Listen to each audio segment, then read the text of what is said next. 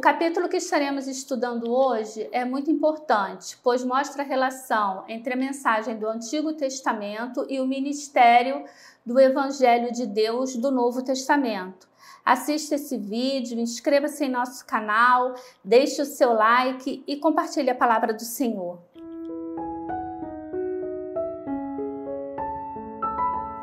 Olá, irmãos, graça e paz da parte de Deus, nosso Pai, e do nosso Senhor e Salvador Jesus Cristo. Hoje estamos aqui e estaremos estudando a primeira parte do capítulo 3 da segunda carta de Paulo aos Coríntios. Eu convido vocês a estarem curvando suas frontes, fechando seus olhos, para que nós possamos iniciar esse estudo pedindo a Deus que esteja nos dando pleno entendimento da sua palavra. Amado Deus, eterno Pai, graças te damos, Senhor, porque temos a oportunidade de estudar a Tua palavra. Graças te damos, Senhor, porque o Evangelho chegou até nós, porque fomos alcançados, Senhor, por essa palavra que liberta, por essa palavra que transforma, por essa palavra, ó Deus, que dá vida e vida em abundância. Queremos te pedir, ó Pai, para sermos cheios, para sermos plenos do conhecimento, do entendimento da Tua palavra. Abra as nossas mentes e os nossos corações para que possamos, ó Deus, receber nesse momento a Tua instrução e que essa instrução, ó Pai, venha transformar nossas vidas, que essa instrução, Senhor, venha nos renovar, venha nos transformar para que possamos ser pessoas melhores, santos Teus aqui, ó Pai, para que possamos refletir, sermos cartas vivas, abertas, ó Deus, a todos aqueles que ainda não te têm como único e suficiente Salvador.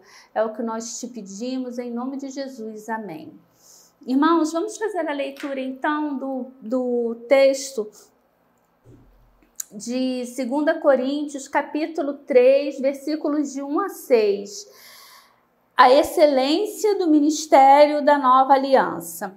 Começamos, porventura, outra vez a recomendar-nos a nós mesmos?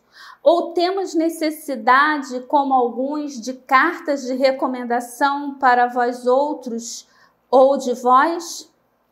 Vós sois a nossa carta escrita em nosso coração, conhecida e lida por todos os homens, estando já manifestos como carta de Cristo, produzida pelo nosso ministério, escrita não com tinta, mas pelo Espírito de Deus vivente, não em tábuas de pedra, mas em tábuas de carne, isto é, nos corações. E é por intermédio de Cristo que temos tal confiança de Deus. Não que por nós mesmos sejamos capazes de pensar alguma coisa como se partisse de nós. Pelo contrário, a nossa suficiência vem de Cristo, o qual nos habilitou para sermos ministros de uma nova aliança, não da letra, mas do Espírito, porque a letra mata, mas o Espírito vivifica. Coisa linda, não é? Um texto que, se nós não estivermos bem atentos, ele pode passar realmente despercebido, como várias palavras escritas pelo apóstolo, mas nós vamos entender sem muito nexo, não é? Mas nós vamos entender direitinho nesse estudo o contexto em que o apóstolo fala. Vamos recapitular a situação que levou o apóstolo a escrever essa que temos como segunda carta, mas que já explicamos para os irmãos, na verdade se trata da quarta carta. Paulo, no interlúdio entre a segunda e a terceira carta, faz uma viagem ali a Corinto. Essa viagem não é uma viagem boa, não é uma viagem amena, há muita discussão, presentes ali na igreja, influenciando os crentes de Corinto, estão falsos apóstolos. E esses falsos apóstolos, que eram judaizantes, eles haviam trazido cartas de recomendação da igreja de Jerusalém. Então, esses falsos apóstolos acusavam Paulo de não ser um apóstolo de fato. Eles diziam que Paulo não havia feito parte do ministério de Jesus. Eles diziam que Paulo, de fato, não havia visto o Senhor Jesus vivo, ressurreto. E eles diziam que Paulo, como Paulo poderia ser um servo de Deus, como Paulo poderia ser um apóstolo de Deus, alguém enviado por Deus e passar por tantas dificuldades como Paulo passava.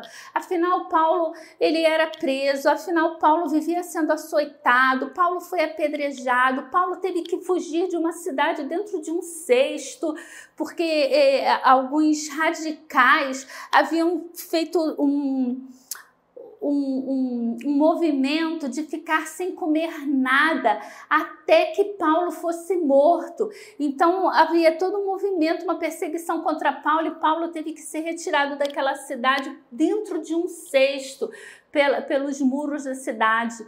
Paulo, ele toda vez que ele fazia uma viagem de navio, Paulo sofria um naufrágio. Uma vez Paulo escapa do naufrágio e Paulo é mordido por uma serpente, picado por uma serpente. Então esses homens pegavam assim essas situações, essas perseguições pelas quais o apóstolo passava, e eles diziam: caramba, será esse o servo do Senhor? E Deus não tem compaixão, Deus não tem misericórdia, Deus não livra ele de nenhum perigo, Deus não livra ele da espada, Deus não livra ele de situações de penúria.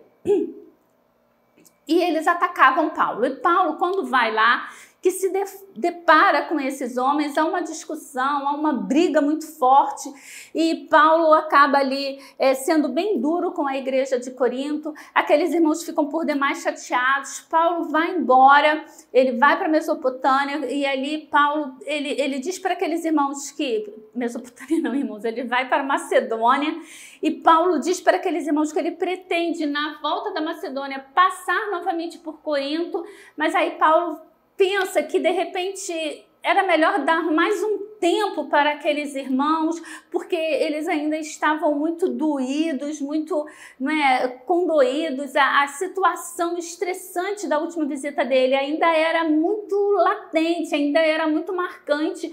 Então Paulo acha que, por bem, é melhor ele não ir, para que quando ele pudesse estar com aqueles irmãos, então eles estivessem numa relação melhor, num encontro onde um pudesse realmente consolar o outro, onde um pudesse ali mostrar o amor que tinha pelo outro. Paulo pelas ovelhas e as ovelhas pelo pastor.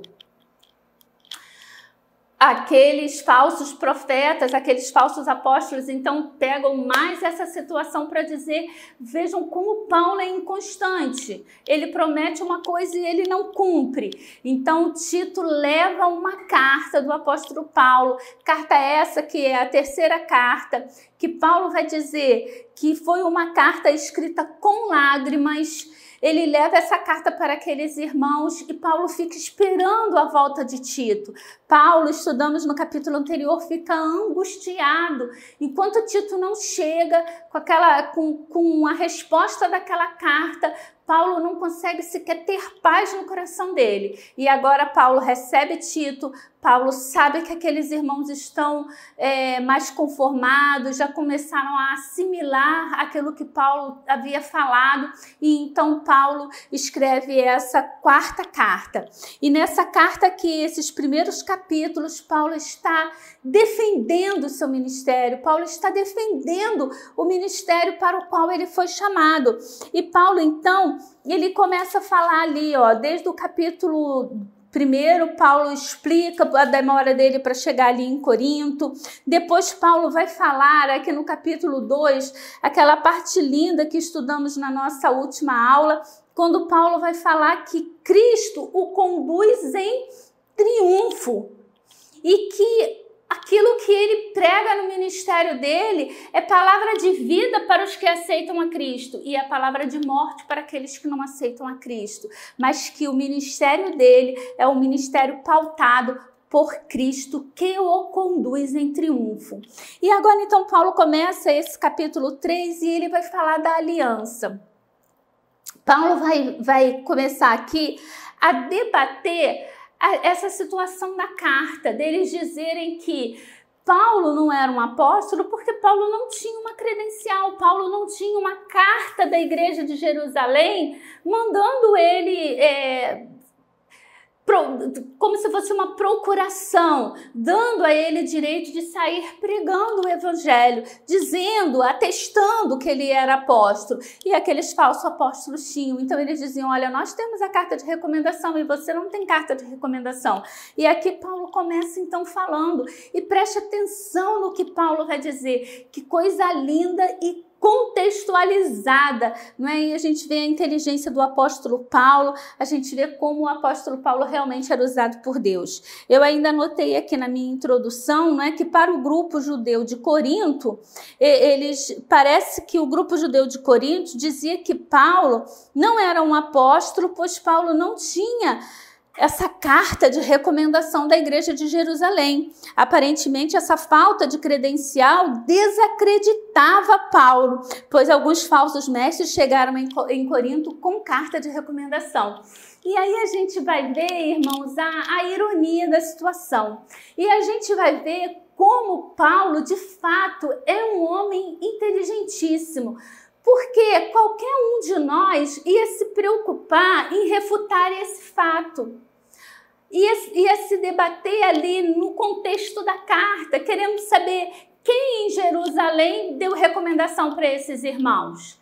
Eu devo dizer para os irmãos que eu cheguei, quando estava estudando aqui, eu cheguei a pensar assim, poxa, por que Paulo não pedia essa carta de recomendação para a igreja de Jerusalém e acabava com essa confusão? Porque, afinal, Pedro, Tiago, irmão de Jesus, Pedro, apóstolo, né, de Jesus, eles sabiam do ministério de Paulo e eles, com certeza, escreveriam essa carta e seria bem recebida pela igreja de Corinto se tivesse assinado por esses dois irmãos. Mas aí, a gente vê que esse é o pensamento humano. Porque Paulo, olha o que Paulo vai falar.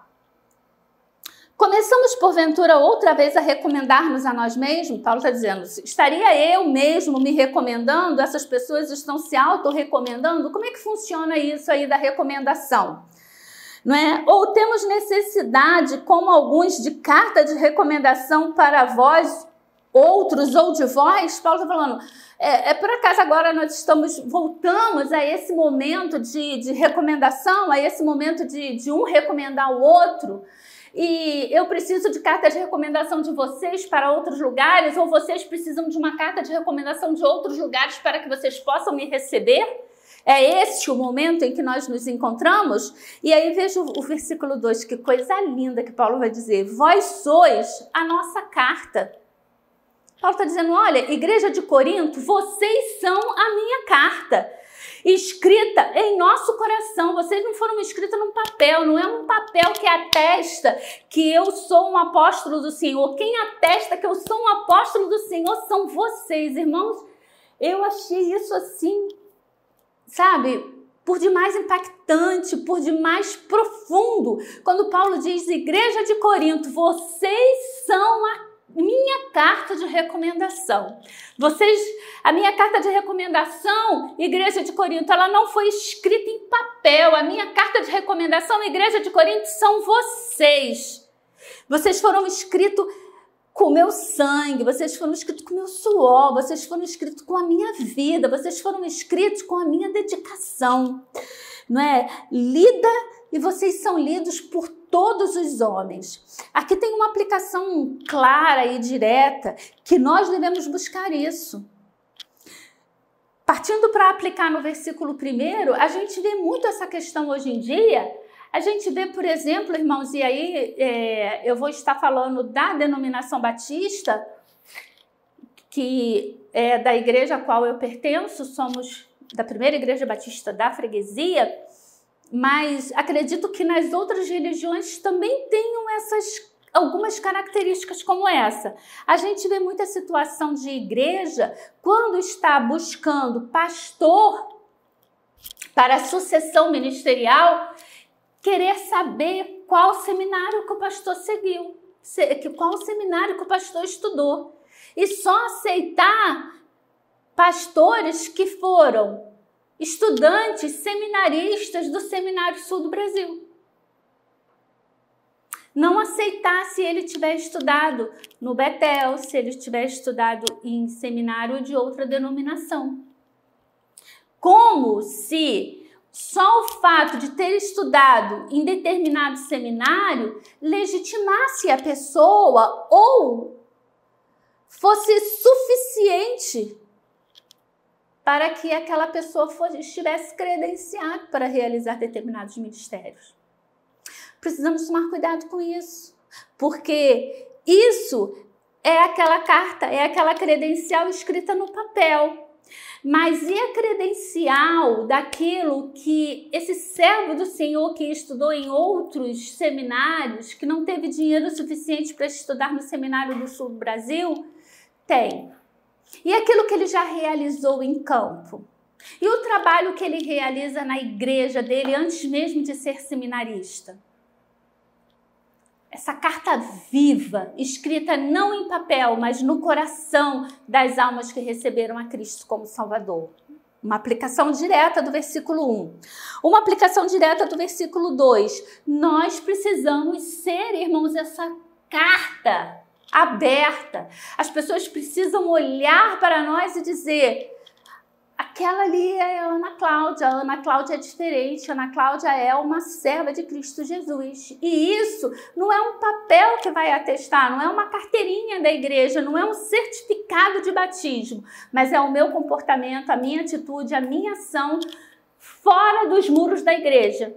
Porque uma coisa é ser crente do portão para dentro da igreja. Aqui é irmão, a paz do Senhor, aleluia, glória a Deus. E lá fora eu estou xingando, lá fora eu estou me rebelando, lá fora eu sou conhecida como tudo, menos como a irmã Ana Cláudia. Precisamos tomar cuidado com isso, aplicação direta.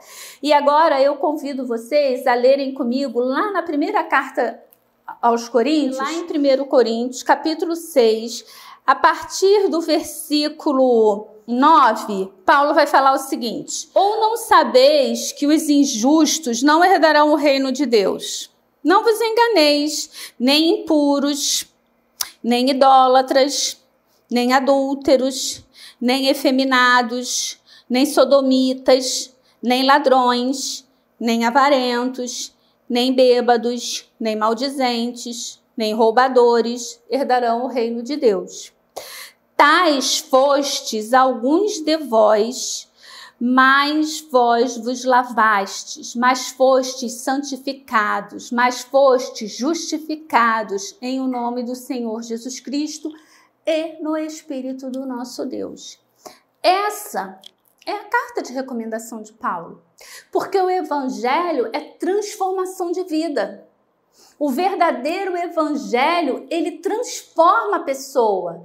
A Bíblia fala: se alguém está em Cristo, nova criatura é. As coisas velhas passaram e eis que tudo se fez novo. Então, quando Paulo chegou ali na igreja, chegou ali na cidade de Corinto, com temor e tremor, como estudamos quando estudamos a primeira carta aos Coríntios, Paulo vai dizer que chegou ali naquela cidade com temor e tremor. E ele pregou o evangelho, e ele deu testemunho de si, e ele converteu, ele levou Coríntios a se converterem a Cristo. E quem eram os coríntios? Eram idólatras, impuros, adúlteros, efeminados, sodomitas, ladrões, avarentos, bêbados, maldizentes, roubadores, que não herdariam o reino dos céus. E Paulo vai dizer: os quais vocês já foram assim, vocês foram efeminados, vocês foram sodomitas, vocês foram avarentos, vocês foram impuros, vocês foram todas essas coisas, mas hoje vocês são diferentes. Por quê? Porque o evangelho transformou a vida de vocês. Quem levou o evangelho até vocês? Fui eu que fui chamado para levar o evangelho até vocês. Então, querem a minha carta de recomendação? São vocês mesmos. Olhem-se no espelho. Coisa linda, não é, irmãos? Agora, quantos de nós pode bater no peito e falar uma coisa assim? A gente pode dizer, né? É muita arrogância do apóstolo, mas é uma arrogância santa, né? Ele bate no peito e diz: vocês são a minha carta de recomendação. Porque o que vocês são hoje é fruto do meu trabalho. Então não venham colocar em dúvida o meu apostolado. Porque o que vocês são, o que vocês conhecem, é o fruto do meu apostolado. Vamos adiante, senão eu vou ficar só nesse versículo. Estando já manifestos como carta de Cristo, ou seja, vocês agora, né, manifestam ser a carta de Cristo, produzida pelo nosso ministério, escrita não com tinta, mas pelo Espírito do Deus vivente, não em tábuas de pedra, mas em tábuas de carne, isto é, nos corações. Irmãos, aqui Paulo, ele vai continuar, olha. Vejam essa sequência aqui, olha, que Paulo faz, olha. Vós sois a nossa carta, escrita em nosso coração, versículo 2, não é? Não, escrita em nosso coração, conhecida e lida por todos os homens. Aí vamos para a última parte do versículo 3. Não em tábuas de pedra, mas em tábuas de carne, isto é, nos corações. Aí vamos lá para Mateus, capítulo 7, versículo 20. O que diz aqui o texto? Que nós somos conhecidos pelos nossos frutos. Assim, pois, pelos seus frutos os conhecereis. Paulo tem base bíblica. Paulo tem base bíblica para poder falar, dizer, olha, vocês são a minha carta de recomendação.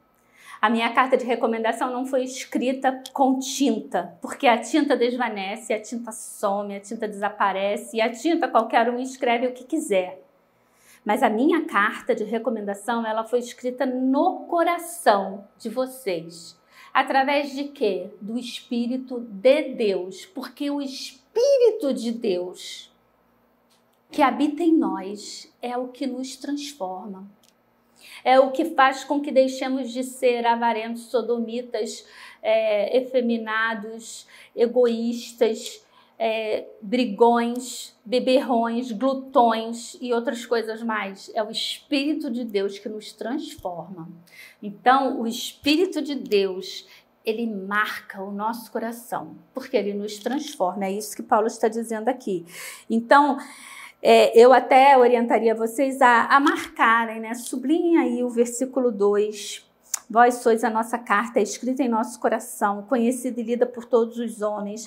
A parte final do versículo 3, não em tábuas de pedra, mas em tábuas de carne, isto é, nos corações. E coloca um asterísticozinho aí embaixo do versículo 4 e bota assim, 2 e 3, e bota lá Mateus 7, 20. Que é o que completa. Essa sequência de versículos, ela é ótima, não é? Vós sois a nossa carta, escrita em nosso coração, conhecida e lida por todos os homens. Não em tábuas de pedra, mas em tábuas de carne, isto é, nos corações. Assim, pois, pelos seus frutos o conhecereis. Glória a Deus.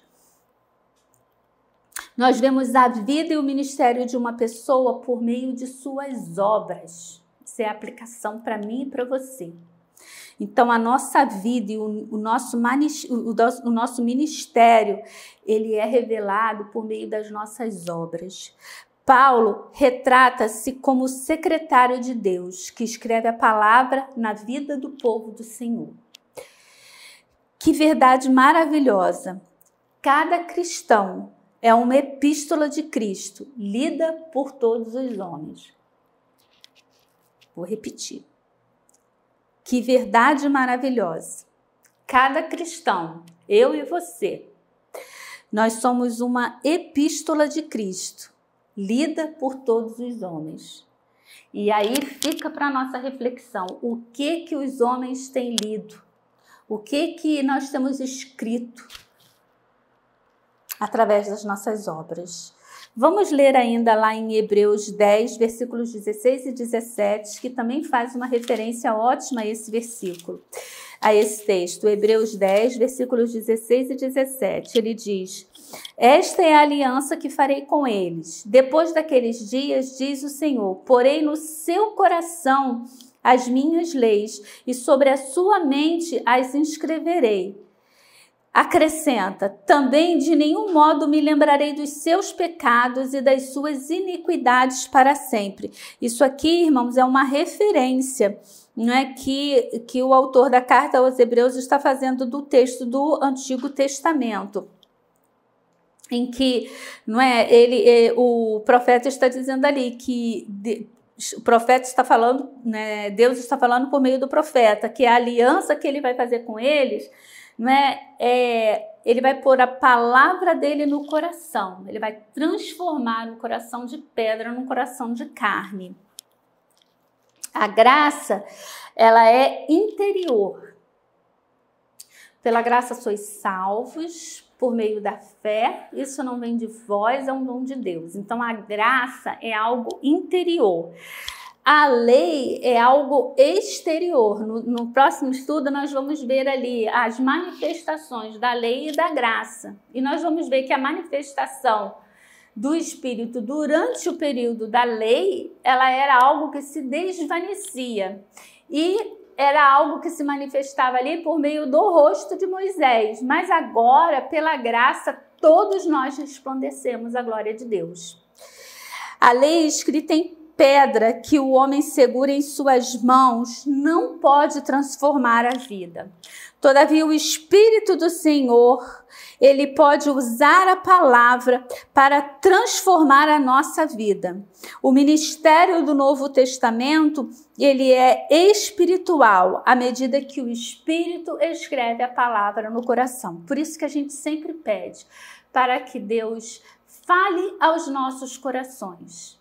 Por isso que a gente pede para que haja transformação do momento em que o Espírito fala aos nossos corações, que essa palavra decante, irmãos. Que essa palavra se aprofunde, que essa palavra não fique na superfície. O que é decantar? Quando a gente limpa ali a piscina, a gente joga o produto e a gente precisa esperar que aquele produto faça com que a sujeira que está na piscina vá para o fundo. Então, quando a gente diz que a gente quer que a palavra de Deus decante no nosso coração, ou seja, que ela ache profundidade em nosso coração, que ela ache profundidade em nossa vida e não que ela fique de forma superficial.